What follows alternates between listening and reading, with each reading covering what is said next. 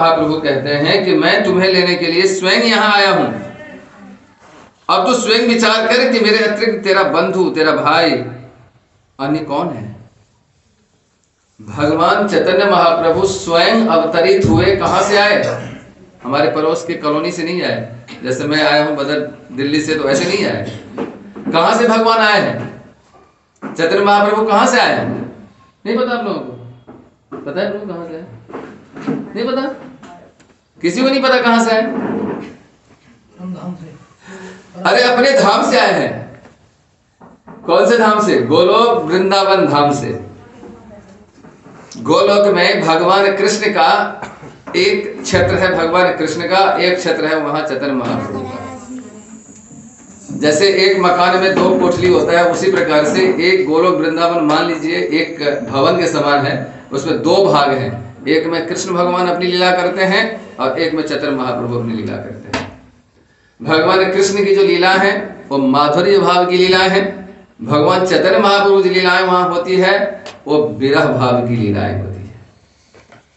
और दोनों लीलाएं सतत चलती रहती है, सनातन। और वहां का स्थान कैसा है? दिव्य स्थान है। भगवान वहां आनंद ही आनंद है, सुख ही सुख है ना। और भगवान उस जगह को, उस आनंद को, उस माधुर्य को, उस प्रेम को, उस विरहाग्नि को, उस भाव को छोड़ करके आते हैं कहां? इस पृथ्वी पर आए हैं हम लोगों के लिए। ये कैसा है? और ये भौतिक जगत कैसा है उस गोलोक के तुलना में? जैसे हम लोगों का जो मकान बना हुआ है और जो हौज होता है, जहां पे लैट्रिन जमा होता है, हौज होता है ना, हौज गंदा, उस हौज में कोई जाना चाहेगा? कोई सोच भी सकते हैं कि उसके अंदर प्रवेश करें? भरा हुआ है गंध से, सोच भी नहीं सकते हम लोग वहां पर जाएं। लेकिन भगवान के लिए, उस धाम के लिए ये भौतिक जगत उसी प्रकार से है, गंदगी से भरा हुआ। यहाँ है क्या?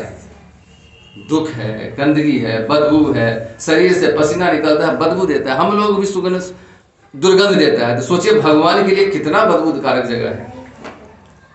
इतना गंदा है कि भगवान के गोलोक की बात छोड़िए, देवता लोग भी यहाँ आते हैं तो पृथ्वी पर खड़े नहीं होते, आकाश में खड़े रहते हैं, पृथ्वी पर पैर नहीं देता। क्यों? इतना गंदा जगह। लेकिन ऐसे अपवित्र जगह पर, गंदे जगह पर भगवान अवतरित होकर आते हैं। यहाँ किस लिए आ रहे हैं? उनको क्या जरूरत है? उनको क्या आवश्यकताएं हैं? क्या उनके भक्ति करने वाला भक्त नहीं है वहां? ऐसा नहीं है। जितना जनसंख्या इस भौतिक जगत, इस ब्रह्मांड का है, इससे अरबों गुना ज्यादा वहां पर लोग हैं भगवान की सेवा में लगे हुए। वहां उसकी भी कमी नहीं है, भक्त की भी कमी नहीं है और संसाधनों की भी कमी नहीं है। लेकिन फिर भी भगवान यहां पर आते हैं। भगवान कह रहे मैं आया हूं। और किस लिए आया हूं? तुम्हें ले जाने के लिए आया हूं। तो बताओ, मुझसे बड़ा तुम्हारा बंधु कौन है? कौन तुम्हारा सगे संबंधी मुझसे अधिक है, जो तुम्हें यहां से, इस दुख से, इस नरक से निकालकर और मैं परम आनंद का जो स्थान है वहां लेने के लिए आया हूं। तो मानो कोई पूछे कि प्रभु आप आए तो ठीक है, आप ले जाने भी आए, तो मैं जाऊंगा कैसे? कैसे जाऊंगा मैं? कैसे? कौन ले जाएगा? आप ले जाएंगे तो कैसे ले जाएंगे मुझे? तो भगवान चैतन्य महाप्रभु कहते हैं, क्या कहते हैं? कि मैं माया रूपी जो रोग है, उस रोग के विनाश करने के लिए औषधि लेकर आया हूं। माया एक रोग के समान, जो हम लोग उस रोग से ग्रसित हैं। उस रोग से निजात दिलाने के लिए, उस रोग से मुक्त करने के लिए दवा चाहिए। तो भगवान कहते हैं उसके लिए मैं दवा लेकर आया हूं। ये दवा को तुम खाओ, औषधि को खाओ और तुम निरोग हो जाओगे, फिर हमारे धाम रहोगे। तो वो औषधि क्या है? हरिनाम रूपी जो महामंत्र है, वह औषधि है, वह दवा है, जिसको खाकर तुम निरोग हो जाओगे। तो औषधि से, दवा से ही क्यों तुलना किया गया है हरिनाम का? और चीज से भी तुलना कर सकते थे, और कोई बात कह सकते थे। क्योंकि दवा बीमारी वो खाती है। और हम लोग बीमार हैं, इसका मतलब मानते हैं कौन सी बीमारी है? माया ने पकड़ रखा है, लेकिन अविद्या की बीमारी है। अविद्या की बीमारी है। अविद्या मतलब अज्ञान, माया कहें, माया भी, अज्ञान भी माया ही है। अज्ञान होना, माया में होना। तो ये जो बीमारी है, इसकी दवा है हरिनाम महामंत्र, है ना। तो इससे ये रोग खत्म होगा, अज्ञानता का रोग खत्म होगा। जैसे यहां पर किसी को जॉन्डिस हुआ है क्या? जॉन्डिस पीलिया रोग नहीं हुआ किसी को? आम होता है, हर किसी को होता रहता है। पीलिया रोग किसी को हो जाए तो उसको मीठा जब वो खाता है, गन्ने का रस पीता है, तो गन्ने का रस उसको मीठा नहीं लगता। सही बात है, जिसको हुआ होगा वो जानते होंगे। जिसको जॉन्डिस होता है उसको गन्ने का रस मीठा नहीं लगता, लेकिन उस बीमारी से छूटने के लिए दवाई क्या है? गन्ने का रस ही दवाई है। तो गन्ने का रस पीते रहेंगे, शुरू में मीठा नहीं लगेगा, बेस्वाद लगेगा, लेकिन जैसे जैसे बीमारी कम होगा वैसे वैसे ही वह उसकी मिठास अनुभव होने लगेगा। और जब पूरी तरह से मीठा लगने लगेगा तो समझ जाए कि आपकी जॉन्डिस बीमारी। तो उसी प्रकार से अविद्या की बीमारी हम लोगों को लगा है, इसलिए हरिनाम अभी मीठा नहीं लग रहा है, कड़वा लगता है। लगता है प्रभु जी क्या जबरदस्ती का दे दिया मुझे, हैं? आप लोग कह दिए कि हरे कृष्ण कृष्ण कृष्ण हरे हरे, हरे राम राम राम हरे हरे, ये करो। तो ये दवा के समान है। और श्री भक्ति विनोद ठाकुर महाप्रभु क्या कहते हैं कि ये तो मैं लेकर आया हूं, इसलिए भगवान कहते हैं गोलोकेर प्रेम धन नाम संकीर्तन। ये गोलोक का जो प्रेम धन है वो नाम संकीर्तन है। और महाप्रभु कहते हैं कि मैं ले गया हूं, लेकिन तुम मुझसे मांग लो तो मैं तुम्हें दे दूंगा। भक्ति विनोद ठाकुर जी ने श्रीमन महाप्रभु के चरण कमलों में गिरकर और यह हरे कृष्ण महामंत्र बहुत विनम्रता पूर्वक उन्होंने मांग लिया है। तो भक्ति विनोद ठाकुर ने तो मांग लिया है, हम लोग कब मांगेंगे? आप लोग कब मांगेंगे भगवान से? विनम्रता पूर्वक उनके चरणों में गिरकर महामंत्र रूपी हरिनाम को मांग लीजिए। अब मांगेंगे इसका मतलब यह है कि निद्रा से जाग गए। तो कब जागना है? कब जागना है? कब जागेंगे कि जाग गए? आप सब जाग गए हैं, और आप सब जाग गए हैं, इसलिए भगवान से कहते हैं कि आप महामंत्र जो लेकर आए हैं, हरिनाम रूपी जो महामंत्र लेकर आए, वो आइए मुझे दीजिए, और हम सब ग्रहण करेंगे और हम सब बोलेंगे हरे कृष्णा कृष्णा कृष्णा कृष्णा हरे हरे, हरे राम राम राम हरे हरे। ठीक है, तो इसी विषय को थोड़ा सा हम और विस्तार से बात करते हैं कि भगवान के जो हरिनाम है इसके संबंध में। तो देखें, शुरू में यदि किसी को कहें, आप लोग कितने लोग हैं जो आज पहली बार आए? कोई है ऐसे जो पहली बार? तो आप सब कितने दिनों से आ रहे हैं? सब एक साल ज्यादा हो गया। आप 1 साल से 6 महीने से आ रहे होंगे। सबसे कम 3-4 महीने से सभी आ रहे हैं, है ना? जी जी, ठीक है। तो कितनी माला कौन करते? 4 माला कितने लोग करने वाले हैं? 4 राउंड माला कितने लोग करते हैं? कोई नहीं करते। 4 माला भी नहीं कोई करते। 2 माला, 1 2। अच्छा, बिना माला करने वाले भी हैं यहाँ? बिना जप करने वाले कितने लोग हैं? जो कोई भी जप नहीं करते, 1 माला भी जप नहीं करते, 2 ही हैं? 16 करने वाले? 16 करने वाले। अच्छा, तो जो 16 कर रहे हैं वो 4 माला 2 माला नहीं करते हैं, है ना? जो 16 करने वाले हैं सीधा 16 करते हैं, 2-4 नहीं करते। कैसे 16 पे पहुंचते हैं आप? 1 2 3 4 के बाद ही तो 16 पे पहुंचते हैं। तो 4 पे किसी ने नहीं उठाया, मैं समझा कोई करते ही नहीं है, इसका मतलब।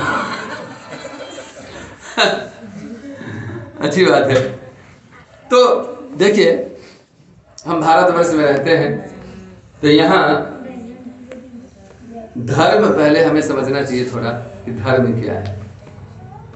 साधारणतया हम समाज में देखते हैं कि बहुत सारे लोग हैं जो धार्मिक कार्य करते हैं, तो हम सबको कहते हैं कि सब धार्मिक है, लेकिन ऐसा नहीं है। धर्म दो प्रकार का होता है, वैसे तो अनेक प्रकार का होता है, लेकिन साधारणतः जिसको हम देखते हैं, जैसे कोई देवी देवता का भी पूजा करता है, हनुमान जी का भी करता है और किसी का भी करता है, और उसमें भगवान का भी करता है, तो हम सबको एक ही कैटेगरी में रख देते हैं। नहीं, वो एक कैटेगरी में नहीं हो सकते। इसलिए शास्त्र में दो प्रकार के धर्म मुख्य तरह बताया गया है, एक श्रेष्ठ धर्म, एक निकृष्ट धर्म। अब वैसे हम सब तो धर्म में बंधे, धर्म का मतलब कर्तव्य भी होता है, तो हम सब तो कर्तव्य में बंधे हुए हैं। धर्म सबका है, धर्म का पालन भी सब करते हैं। जैसे कोई पिता का धर्म करता है, पुत्र का धर्म करता है, पितामह का धर्म करता है, पुत्री का करता है, पत्नी का करता है, पति का करता है ना, सामाजिक नागरिक का करता है। ये सब धर्म है, ये सब कर्तव्य है, सब पालन करते हैं। वास्तव में ये धर्म का पालन श्रेष्ठ धर्म नहीं है। ये भी धर्म है लेकिन श्रेष्ठ धर्म नहीं है। तो भागवत क्या कहती है? भागवत कहती है सवै पुंसाम परो धर्म यतो भक्तिर अधोक्षजे अहेतुक्य प्रतिहता ययात्मा सुप्रसीदति। भागवत सूत गोस्वामी सूत गोस्वामी दूसरे अध्याय में पहले स्कंद के इस बात का चर्चा करते हैं। क्या कहते हैं कि संपूर्ण मानवता का परम वृत्ति मतलब धर्म यह है जिसके द्वारा सारे मनुष्य भगवान की प्रेमा भक्ति प्राप्त करे।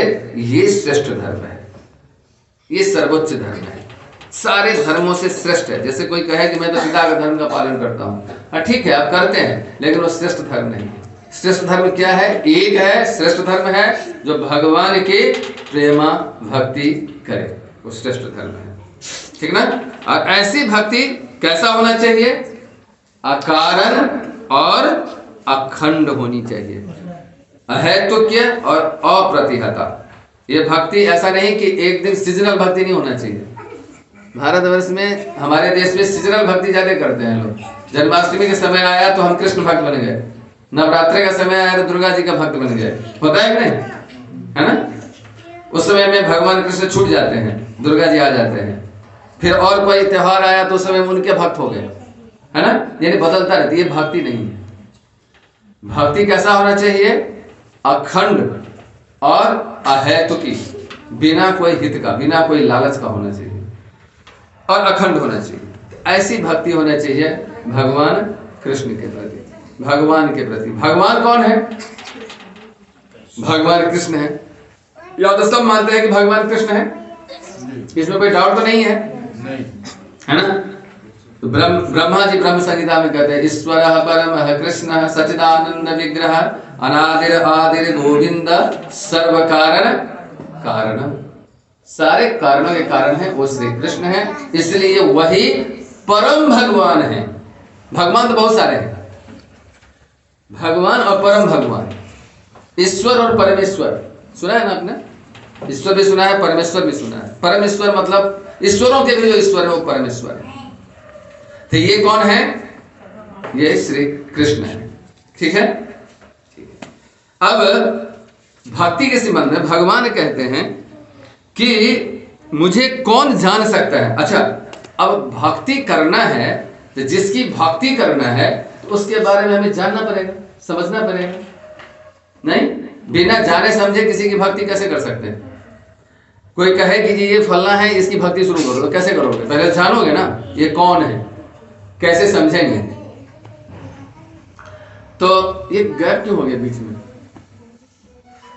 आप सब आगे आ गया, सामने आ जाइए, नहीं तो मुझे सर पूरा इधर घुमाना पड़ेगा। इधर आ जाइए, 180 डिग्री इधर आ जाइए।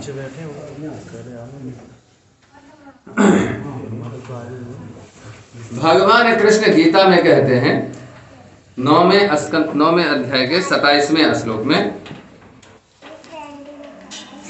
18 अध्याय के 55वां श्लोक, भक्त्या माम अभिजानाति यावनश्चास्मि तत्त्वतः ततो माम तत्त्वतो ज्ञात्वा विस्ते तदनन्तरम भगवान कृष्ण कहते हैं गीता में, क्या कहते हैं कि केवल भक्ति से मुझ भगवान को जाना जा सकता है।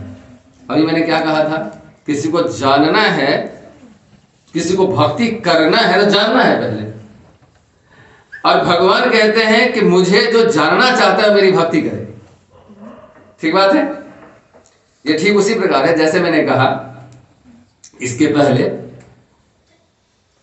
गन्ने का उदाहरण दिया था मैंने।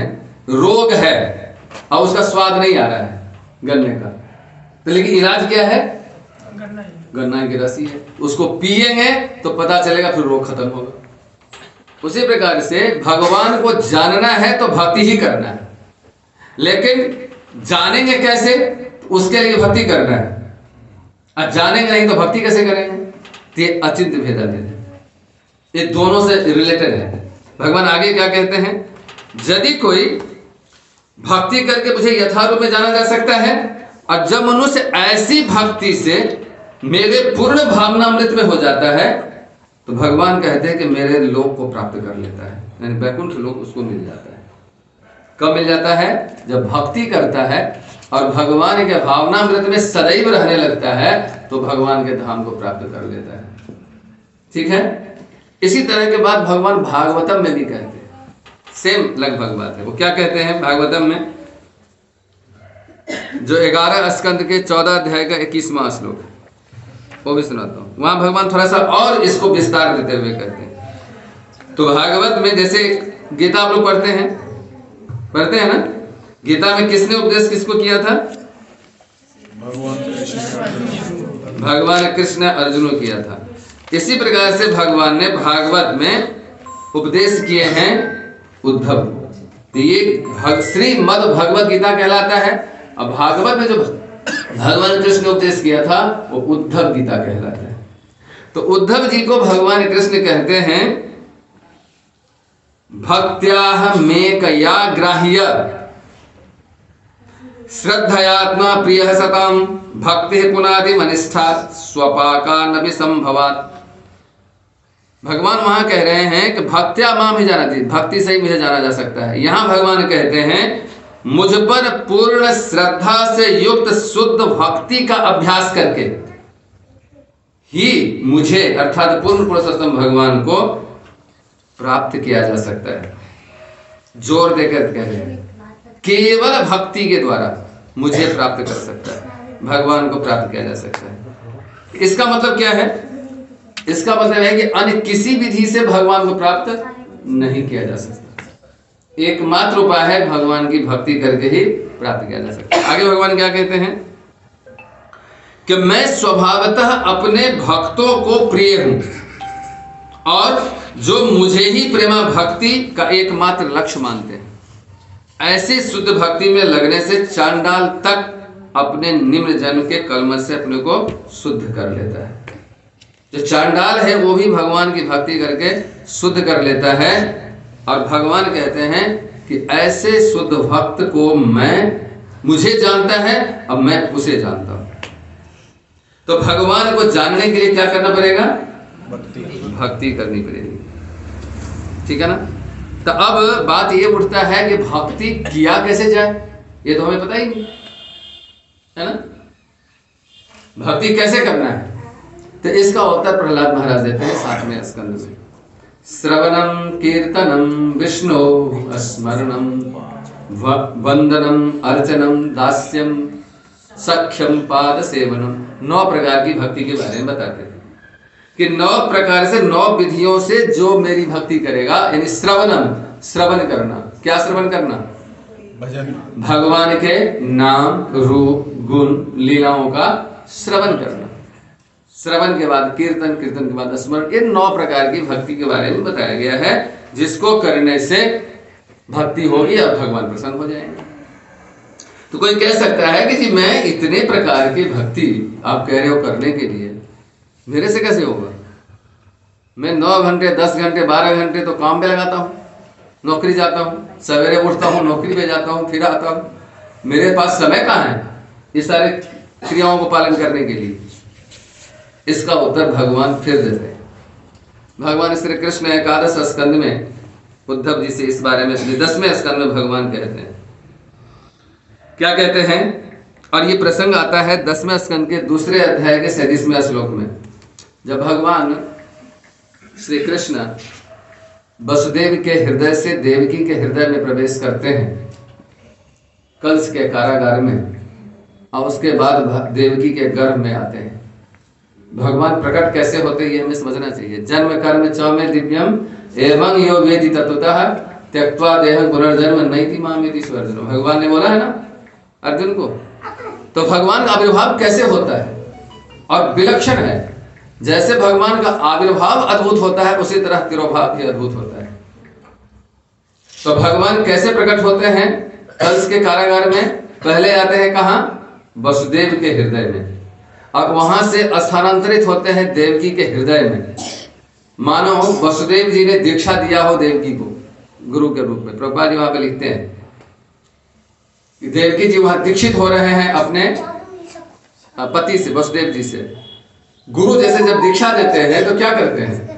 भगवान को अपने हृदय से अपने शिष्य के हृदय में स्थानांतरित करते हैं, और उससे शिष्य को वो प्राप्त होता है। उसी प्रकार से देवी के हृदय में जाते हैं, हृदय के बाद गर्भ में आते हैं, और जैसे भगवान देवकी के गर्भ में प्रवेश करते हैं देवकी के शरीर से बहुत तेज प्रकाश निकलने लगता है। बहुत तेज प्रकाश, पूरा कारागार लगता है जैसे वहां करोड़ों सूर्य उपस्थित हो गए हो, इतना तेज निकलता है।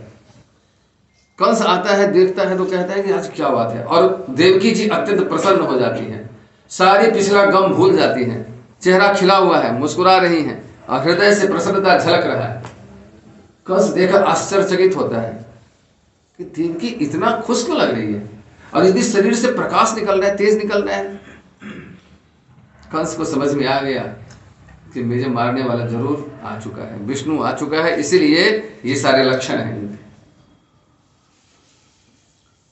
तो जब वहां पर प्रकट हो गए भगवान देवकी के गर्भ में, तो सारे देवता पूरे ब्रह्मांड में पता चल गया सबको। ब्रह्मा, शिव, देवता, इंद्र, वरुण, गरुड़ सब वहां पर उपस्थित हो गए। कहाँ? उस जेल के अंदर। और वहां आकर प्रार्थना करने लगे भगवान से। प्रकट नहीं है भगवान, अभी गर्भ में है। गर्भस्थ कृष्ण की स्तुति नाम की दूसरा अध्याय है 10वें स्कंद में। तो वहां पर सारे देवता प्रार्थना कर रहे हैं। वही देवता प्रार्थना करते हुए इस बात को कह रहे हैं। क्या कह रहे हैं? श्रृण्वन् गृणन् संस्मरण च चिन्तयन् नामानि रूपाणि च मंगलानि ते क्रियासु यः तत्त्वचरणारविन्दयो आविष्ट चेतान भवाय कल्पते।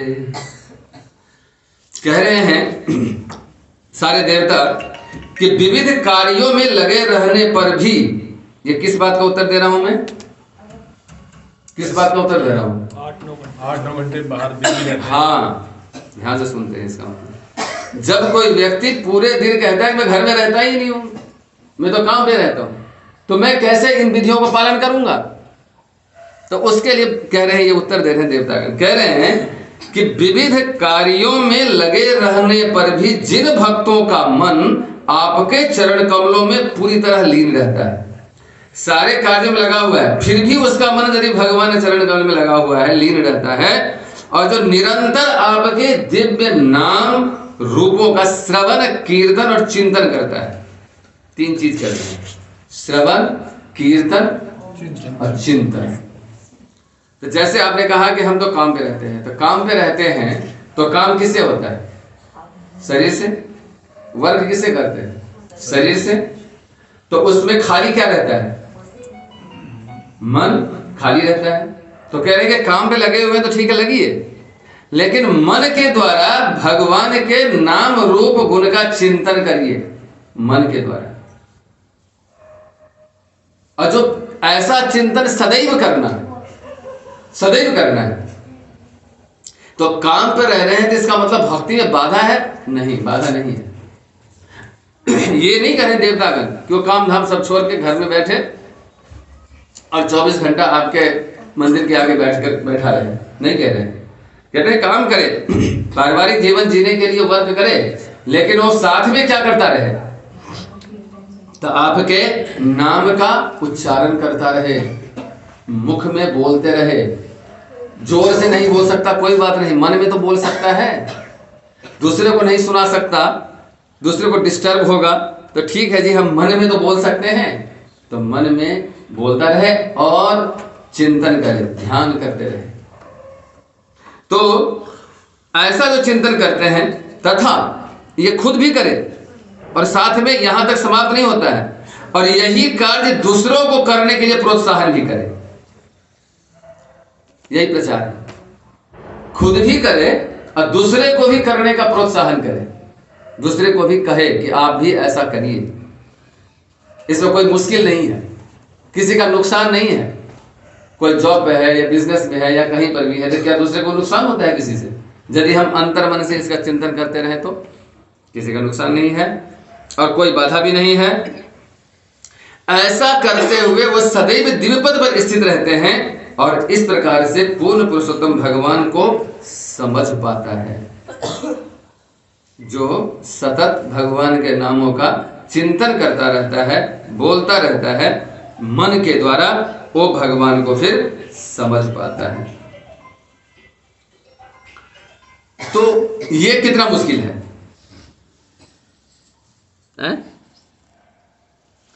ये कितना मुश्किल है बताइए? ये भी मुश्किल है, बहुत मुश्किल है, ये भी बहुत मुश्किल है। क्यों मुश्किल है? क्यों मुश्किल है? क्योंकि काम का जब जाते हैं, किसी को असाइन करते हैं तो उनसे फॉलोअप लेते हैं, बार बार कस्टमर की कंप्लेंट आती है, उन पे उनका जवाब देना होता है। तो उस तरह की चीज़ों में जब मन लगता है तो उससे मनन, जैसे अभी सुन पा रहे हैं, तो वो मनन कैसे करें उस समय? ठीक है, जब दूसरे से डीलिंग करते हैं उतने देर तक उसकी डीलिंग करें, और डीलिंग जैसे खत्म होती है फिर चिंतन करें। उस समय क्या है? हाँ, तो चूंकि हम कलयुग के बद्ध जीव हैं, इसलिए कलयुग के बद्ध जीव के लिए ये भी थोड़ा सा मुश्किल है, क्योंकि मन नियंत्रण में तो है नहीं, चंचल है, मन तो चंचल है नहीं। तो भागवत में कहा गया है, 11वें स्कंद में बात आई है, जहाँ कह रहे हैं कि कलर दोष निधे राजन, इस कलयुग में तो दोष का तो भंडार भरा हुआ है ना। और अस्ति ही को महान गुण, लेकिन इसका एक बहुत बड़ा गुण है, क्या है? कीर्तना देव कृष्णस्य मुक्त संगः परम रजे। तो सॉल्यूशन क्या है हमारे पास? करना क्या है? फिर मन को भी नियंत्रण में नहीं रख सकते, है ना, मन को भी नियंत्रण में नहीं रख सकते, लेकिन मन को नियंत्रण में नहीं रख सकते, लेकिन उस मन को लगाना कहाँ है? उस मन का उपयोग कैसे करना है? कहां पर उसको निरूपित करना है? क्योंकि अमृत बिंदु उपनिषद में कहा गया है कि मन एवं मनुष्यानाम बंधन मोक्ष कारण योग, मन ही बंधन और मोक्ष का कारण है। बंधन, भौतिक बंधन, इस संसार में जन्म मृत्यु के चक्र में रहना और भगवान के धाम में जाना, इसका मूल कारण मन ही है। मन ही हमें यहां पर बांध के रखता है, मन के द्वारा हम वहां पर जा सकते हैं। तो इस मन को हमें समझाना पड़ेगा और इस मन को हमें लगाना पड़ेगा। अब प्रश्न यही उठता है कि जब हम हरिनाम करते हैं, जितने लोग कर रहे हैं, बाकी सब भी करने का प्रयास करेंगे, भगवान का नाम जब करते हैं तो प्रॉब्लम क्या होता है? सबसे ज्यादा मन ही कहता है कि नहीं करूंगा, या मन करने लगता है, बैठते भी हैं, कुछ देर करते हैं, फिर मन अपना कार्य करने लगता है, नहीं करता है। तो इस मन को हमें समझाना पड़ेगा।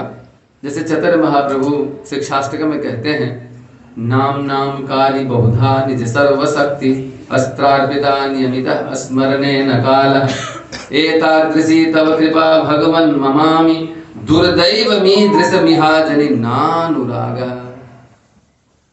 चतुर महाप्रभु ने कहा कि अरे हे भगवान, हे कृष्ण, हे माधव, आपके तो बहुत सारे नाम हैं, अनंत नाम है, करोड़ों नाम है, लेकिन खासियत क्या है कि आपने उस नाम में अपनी सारी शक्ति अर्पित कर दिया है।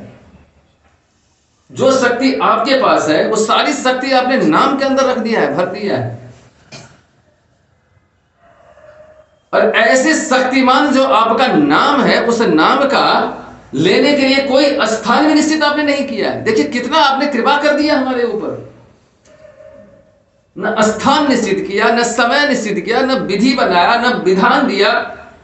बाकी चीज के लिए सब कुछ है। वैदिक शास्त्र पढ़ने के लिए विधान है, विधि है, कैसे पढ़ सकता है? सब नहीं पढ़ सकता। वेद सब नहीं पढ़ सकता, ब्राह्मण ही वेद पढ़ सकता है।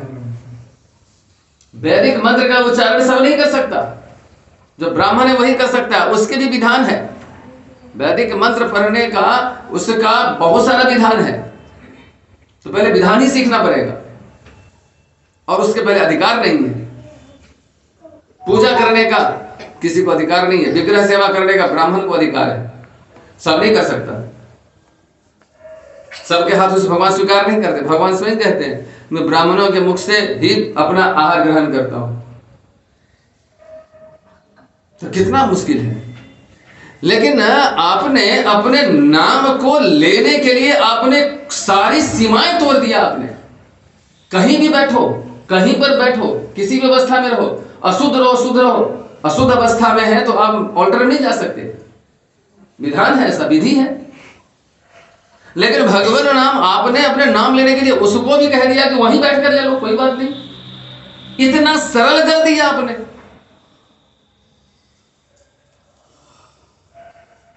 और यही सरलता हमारे लिए बड़ा आसान हो गया। आसान है, लेकिन हमारी आदत क्या है?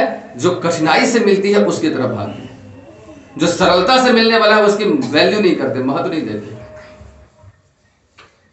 अपने घर में यदि कोई अच्छा वक्ता आ जाए, अच्छा विद्वान, अच्छा ब्राह्मण हो या अच्छा भक्त हो, कहेंगे अरे वो तो मेरे सामने का पैदा हुआ, वो क्या बताएगा?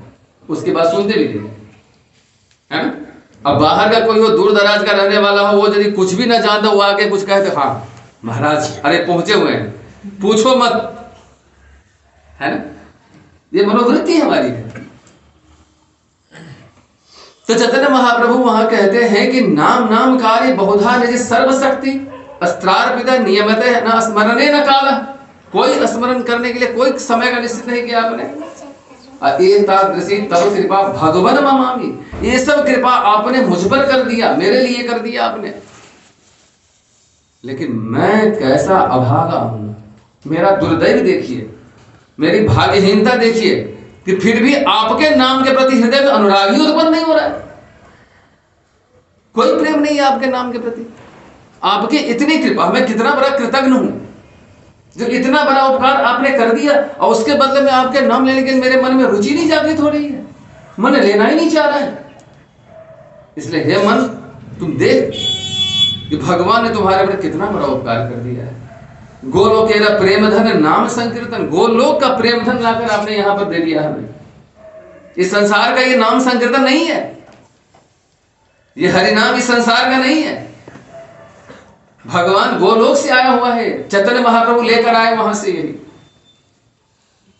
और दूर से आया हुआ इतना उत्तम सर्वोत्तम, इससे बड़ा कुछ और है नहीं, और फिर भी हम इसके प्रति अनुराग नहीं है। तो मैं कितना अभागा हूं। तो कैसे अनुराग बढ़ेगा? हरिनाम के प्रति प्रेम जागृत होगा कैसे? कैसे हम करें, क्या करें? तो जब भी नाम जप करते हैं, इस श्लोक के भावार्थ को याद करिए कि मेरी भाग्यहीनता देखिए, मेरा कर्म फूटा हुआ देखिए कैसा है। ये हाथ में आया हुआ है, फिर भी इसको हम ले नहीं रहे। और ये जीवन कैसा है? कमल दल जल जीवन टलमल। ये जीवन कैसा है? जैसे कमल के पत्ते पर रखा हुआ जल का एक बूंद, जैसे ही थोड़ा सा भी उसका डिग्री चेंज हो तो लटक के नीचे गिर जाए, वैसे हमारा जीवन है। लेकिन आपके नाम के प्रति मेरा कुछ भी नहीं। इसलिए चैतन्य महाप्रभु ने अगला श्लोक बोला कि ये नाम के प्रति अनुराग कैसे होगा। तो उसके लिए उन्होंने कहा तृणादपि